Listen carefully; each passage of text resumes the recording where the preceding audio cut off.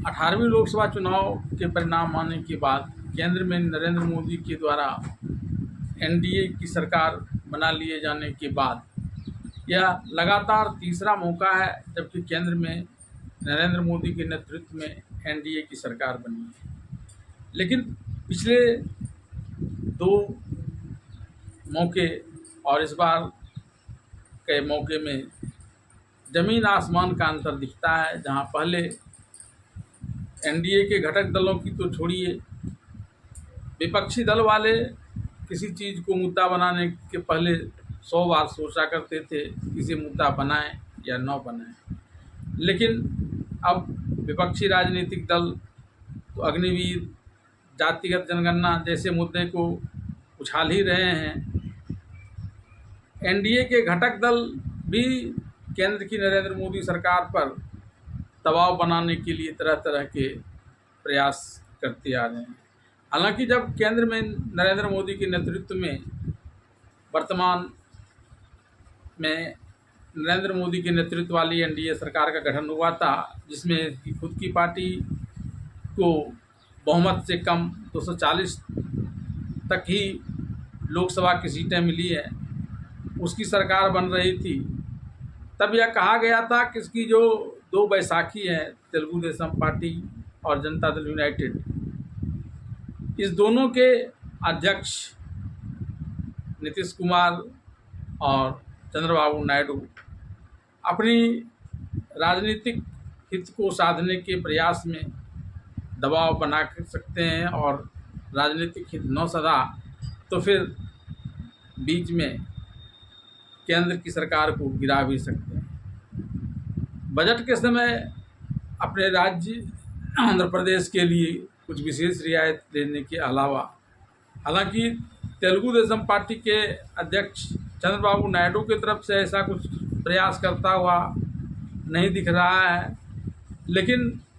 नीतीश कुमार के नेतृत्व वाली जनता दल यूनाइटेड तो रहकर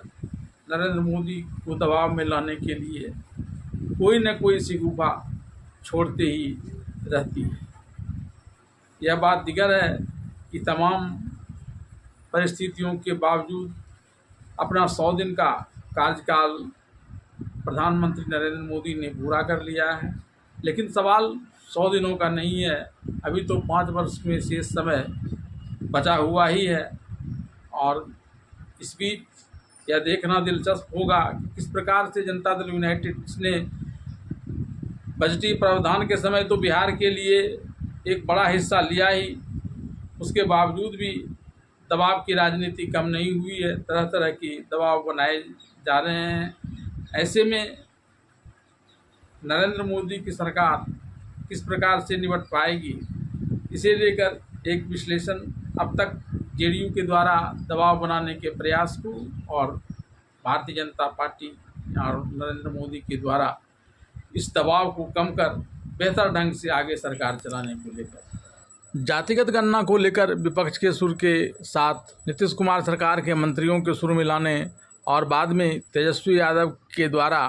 नीतीश कुमार के दफ्तर में जाकर उनकी मुलाकात के पश्चात उनके द्वारा एक बार फिर से पलटी मारकर आरजेडी के खेमे में जाने की बात जब चली थी तो प्रधानमंत्री नरेंद्र मोदी इससे नाराज़ हो गए थे। तब नीतीश कुमार ने खुद ही अब कहीं और नहीं जाने ता एनडीए में ही हमेशा बने रहने की बात कही थी।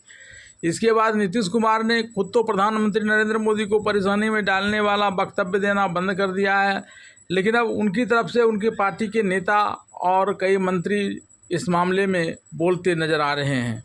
जनता दल यूनाइटेड के महासचिव बने श्याम रजक ने अभी हाल ही में बिहार सरकार को विशेष राज्य का दर्जा दिए जाने की मांग कर केंद्र की नरेंद्र मोदी सरकार पर दबाव बनाने का एक प्रयास किया है।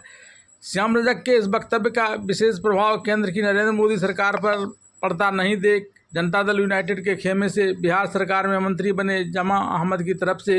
एक दूसरा बड़ा धमाका यह कहकर कर दिया गया कि नीतीश कुमार पीएम मटेरियल हैं। साथ ही उन्होंने यह कहकर भी केंद्र की नरेंद्र मोदी सरकार को सत्ता में लाने का प्रयास किया कि अगर नीतीश कुमार का नाम प्रधानमंत्री पद के लिए प्रस्तावित किया जाता है